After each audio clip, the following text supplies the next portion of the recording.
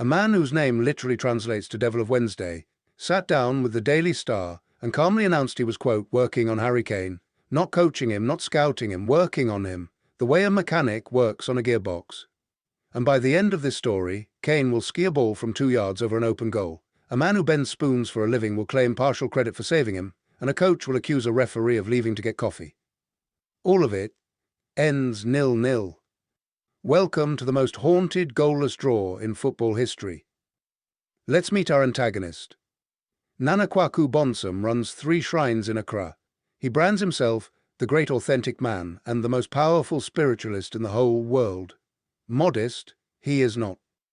His CV is a genuinely unhinged LinkedIn profile. He claims to have lived in New York, Amsterdam and Berlin. So at some point, this man was queuing for a tram in Berlin, plotting the downfall of a striker who hadn't even been picked yet.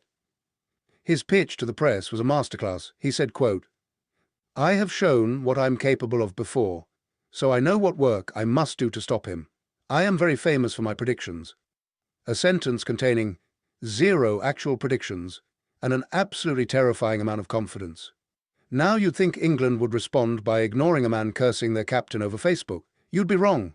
Therefore, the story does not stay in Accra. It travels to a much stranger place. Enter Uri Geller, the illusionist, the spoon man, the human who once claimed personal responsibility for Gary McAllister missing a penalty at Euro 96.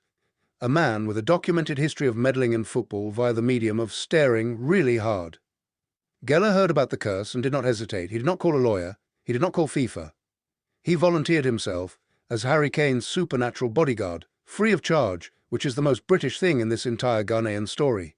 His plan was specific. He vowed to send vibrations and to, quote, activate all my powers, all my energy, all my know-how to block Bonsom's negative vibrations from hitting Harry Kane. So to summarize, a psychic force field made entirely of good intentions and show business, deployed around a Bayern Munich striker.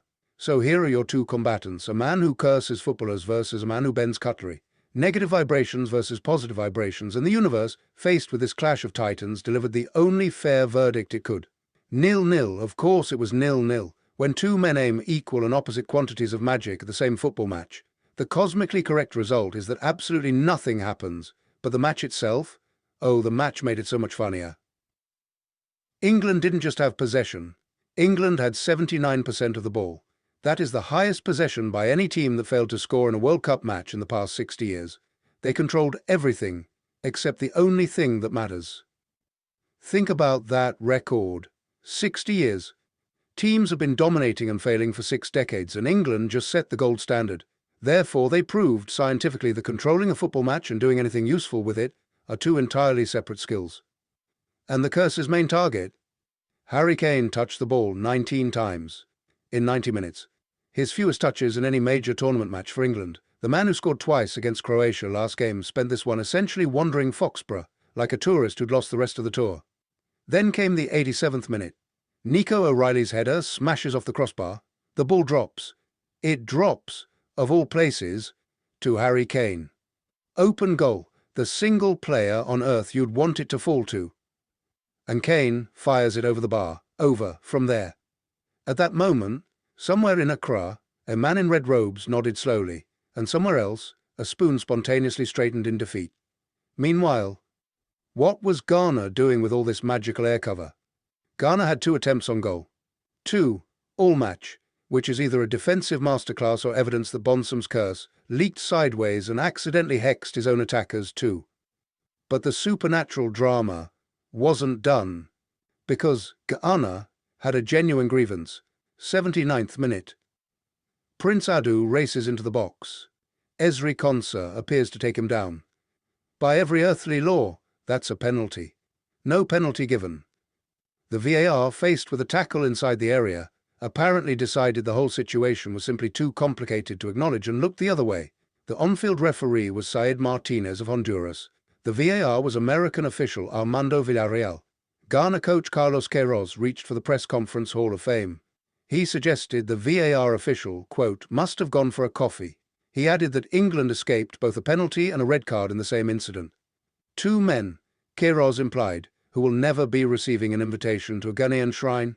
And then, after the final whistle, our Devil of Wednesday returned to claim his prize. Bonsom stepped forward and took full credit for Kane's miss. The only reason the captain didn't score, he said, was him. And honestly, 19 touches and one skied open goal did nothing to argue. But here is the most generous villain in sporting history.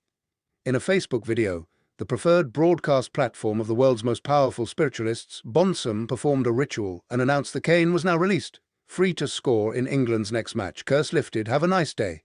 Which is either deeply magnanimous or the cleverest insurance policy ever conceived. Because now, if Kane scores next week, the curse was lifted, and if Kane misses again, well, somebody clearly recursed him. Bonsom cannot lose. Bonsom has built a system with no losing condition. So, let's read the final scoreboard of the entire saga. One witch doctor claiming total victory, one spoonbender quietly claiming defeat, one coach blaming a coffee break, one striker blaming nobody, and 22 footballers who played 90 honest minutes that finished exactly 0-0. A man cursed Harry Kane, another man tried to shield him with vibrations. Kane missed an open goal anyway. Ghana didn't get their penalty.